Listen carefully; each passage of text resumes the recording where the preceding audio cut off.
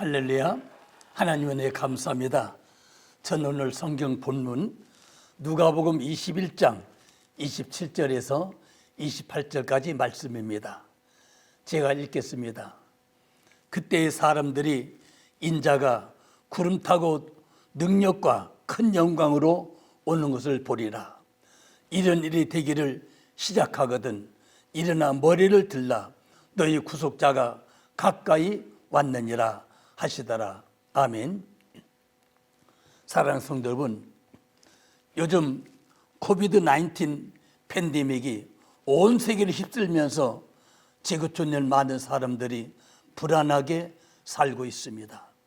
우리가 사는 지구촌을 생각하는 사람들은 이러다가 세상 종말이 오는 것이 아닌가 생각하는 이가 생기기 시작했습니다. 특별히 성경 하나님 말씀을 설교하는 목사님들이 조심스럽게 예수님의 재림과 세상 종말에 관한 설교를 하기 시작했습니다. 여러분들은 우리가 사는 세상이 정말 끝이 있고 종말이 올 거라고 생각하십니까? 세상을 창조하신 하나님은 말씀하시기를 세상 끝이 있고 종말이 있다고 말씀하셨습니다. 마태복음 24장 3절에는 예수님께서 감람산 위에 앉으셨을 때에 제자들이 조용히 와서 가로되 우리에게 이르소서 어느 때에 이런 일이 있사오며 또 주의 임하심과 세상 끝에는 무슨 징조가 있사오리까 물었습니다. 주님 대답하셨습니다. 난리와 난리 소문을 듣겠으나 너는 삼가 두려워 말라. 이런 일이 있어야 돼 끝은 아직 아니니라 말씀하셨습니다. 이 천국 복음이 이 모든 민족에게 증거되게 하여 온 세상에 전파되리니 그제야 끝이 오리라 말씀하셨습니다. 하나님이신 예수님께서 끝이 오리라고 말씀하셨습니다. 마태복음 24장 3절에는 35절에는 천지는 없어지겠으나 내 말은 없어지지 아니하리라 말씀하셨습니다.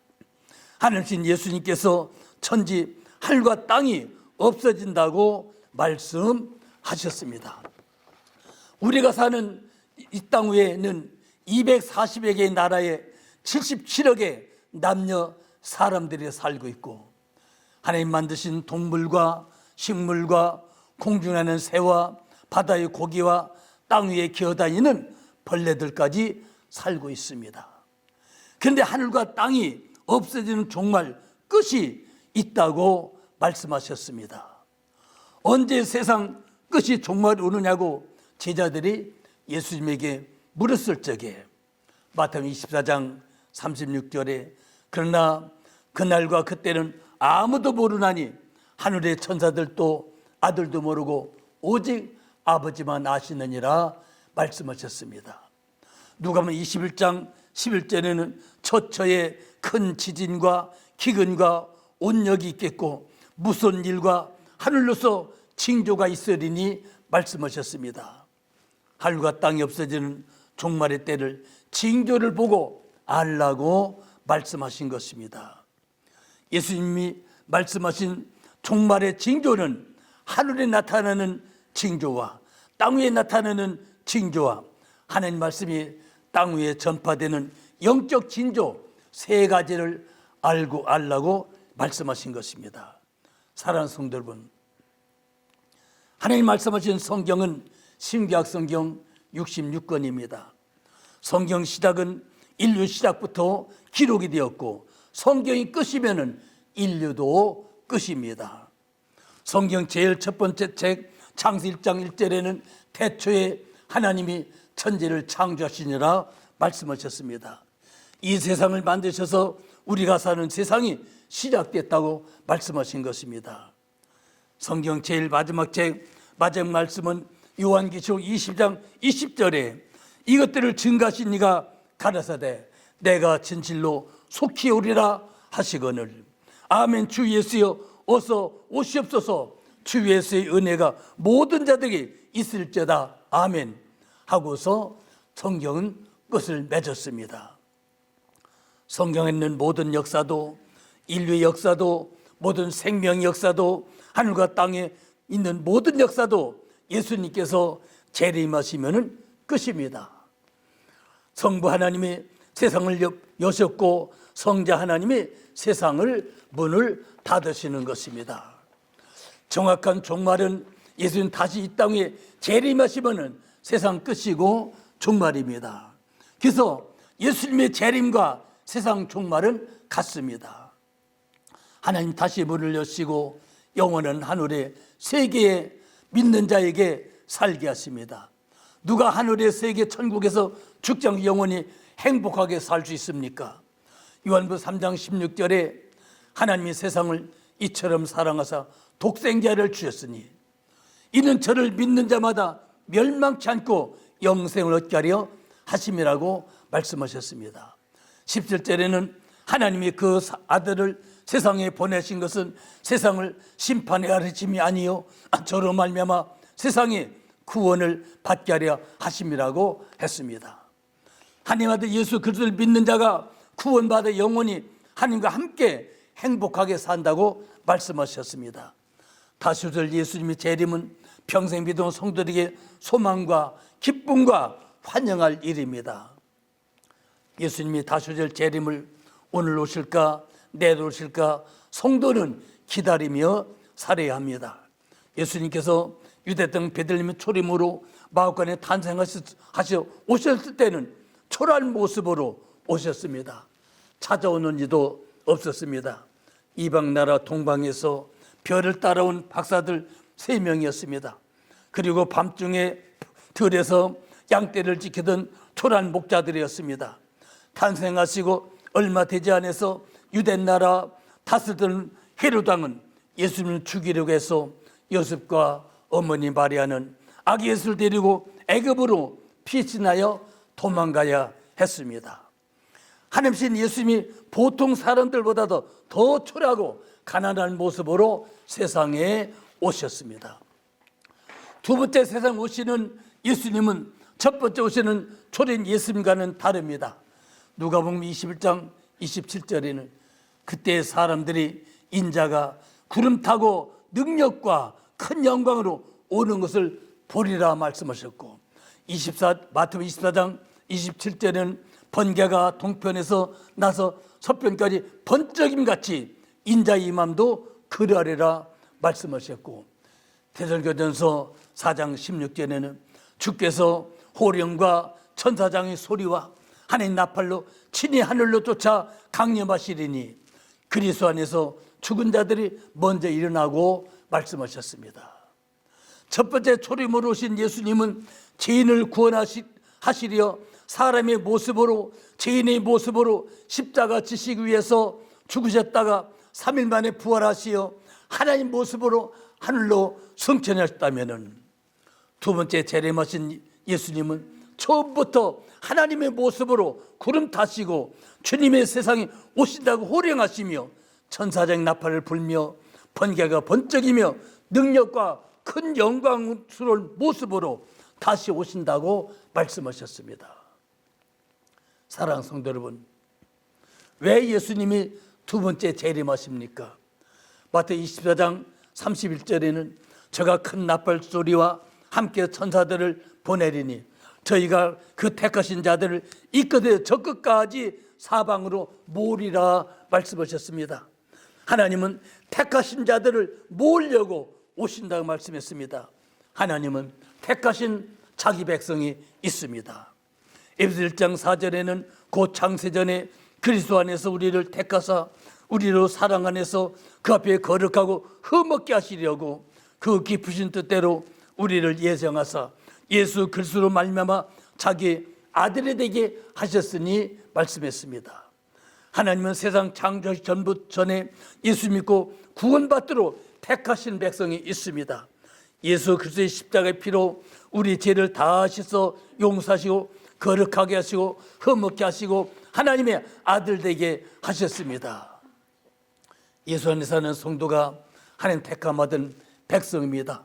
마태복음 1장 23절에는 자기 백성이라고 말씀하셨습니다. 한 택하신 백성은 하늘 이 끝에서 저 끝까지 사방으로 모은다고 말씀하셨습니다. 한 택하신 백성은 유대인뿐만 아니라 각 나라 각 족속 모든 민족 중에서 하나님 택하신 구원받은 백성을 다 모아서 하늘나라로 데리고 가신다고 말씀하신 것입니다. 그래서 예수님은 두 번째 오십니다. 요한복음 14장 3절에는 가서 너희를 위하여 초소를 예비하면 내가 다시 와서 너희를 내게로 영접하여 나의 눈에서 너희를 있게 하리라 말씀하셨습니다. 그래서 오셔서 자기 백성 택하신 백성을 데리고 가십니다. 마태복음 24장 40절에는 그때 두 사람이 밭에 있음에 하나는 데려감을 당하고 하나는 버려둠을 당할 것이라 하셨습니다. 41절에는 두 여자가 매를 갈고 있음에 하나는 데려감을 당하고 하나는 버림을 당한다고 말씀하셨습니다. 택한 백성, 자기 백성만 데려가십니다. 그러므로 깨어있으라 어느 날 그 너희 주가 임할는지 알지 못함이라 말씀하셨습니다. 밭에서 두 사람이 같이 일한 사람은 부부일 수 있습니다. 두 여자가 같이 매를 가는 두 여자는 며느리와 시어머니일 수 있습니다. 하나님은 택한 받은 백성만, 예수님을 씻어 구원받을 백성만, 자기 백성만 데리고 가십니다. 택한 받은 하나님 백성은 주님 재림하실 때까지 어떻게 살아야 합니까? 요한계시록 16장 15절은 보라 내가 도적같이 오리니 누구든지 깨어 자기 옷을 지켜 벌거벗고 다니지 아니하며 자기의 부끄러움을 보이지 않은 자가 복이 있도다 말씀했습니다. 성도에게는 자기 옷이 있습니다. 로마서 13장 14절에 오직 주 예수 그리스도를 옷 입고 정욕을 내어 육신을 도모하지 말라. 밤이 깊고 낮이 가까웠으니 그러므로 우리가 어둠의 일을 벗고 빛의 갑옷을 입자. 요한계시록 19장 8절에는 그에게 빛난 거룩한 세마포 옷을 입도록 허락하셨으니 이 세마포 옷은 성도의 옳은 행실이라고 말씀하셨습니다. 마태복음 22장 12절에는 가로되 친구여 어째 예복을 입지 않고 여기 들어왔느냐니 유구무원이거늘 했습니다. 입은 있어도 말을 못하더라는 말씀입니다. 그리스도의 옷, 빛의 갑옷, 세마포 옷, 천국 잔치에 들어갈 예복은 성도가 입고 다니는 믿음의 옷입니다. 성도가 옷을 입고 다니지 않고 벌거벗고 다니면은 주님 재림할 때 부끄러움을 당한다고 말씀하셨습니다. 성도는 천국 들어갈 때까지 그리스도의 옷, 거룩한 세마포 옷을 입고 살아야 합니다. 성도가 어쩌다가 잘못하면은 세상 사람들은 예수자인가 잘못한다고 말합니다. 성도가 천국 들어갈 때까지 입고 다니는 그리스도 옷은 인간 최초의 사람 아담과 하와가 선악과 따먹고 하나님께 죄를 짓고 눈이 밝아서 자기들이 벗을 몸을 알고 부끄러워할 때 하나님은 짐승을 죽여서 가죽옷을 만들어 아담과 하와에게 입혀 주었습니다. 하나님은 아담과 후손 인간이 죄를 지어 부끄러워할 때 예수 그리스도를 십자가에서 죽게 하시고 부끄러운 죄를 씻어 주시고 예수 그리스도 옷을 입혀 주셨습니다. 성도가 입고 다니는 그리스도 옷은 구원의 옷은 싫다고 내가 벗을 수가 없습니다. 그리스도 옷은 하나님이 입혀주신 옷입니다. 성도는 그리스도를 입고 영원한 날 천국에 들어가게 됩니다. 사랑하는 성도분, 주님은 다시 오십니다. 성도는 그걸 무엇보다도 주님 맞을 준비하며 살아야 합니다. 생각지 않은 때 갑자기 도적같이 오신다고 말씀하셨습니다. 로마서 13장 11절에는 또한 너희가 이 시기를 알거니와 자다가 깰 때가 벌써 되었으니 이는 이제 우리 구원이 처음 믿을 때보다 가까워왔음이라고 말씀했습니다. 사랑하는 성도분, 항상 깨어서 기도하며 준비하며 주님을 기다리며 살아야 합니다. 어떤 부자가 종을 두고 살았습니다. 그 종이 똑똑지 못하고 바보처럼 생활했기 때문에 주는 항상 종을 부를 적에 이름을 부르지 않고 바보야 이렇게 불렀습니다. 주인은 바보같이 살다가 결국은 같이 살지 못하고 주인이 쓴 지팡이를 주면서 너 이거 가지고 나가서 밥이나 얻어먹으면서 살라고 내보냈습니다. 바보는 지팡이 하나 들고서 집집만 다니면서 얻어먹여서 살았습니다.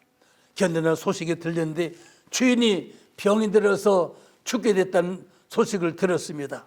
바보는 지팡이 가지고 주인 집을 찾아갔습니다. 주인을 보니까 말합니다. 나는 이제 간다. 어디로 가시는데요? 먼 나라로 간다.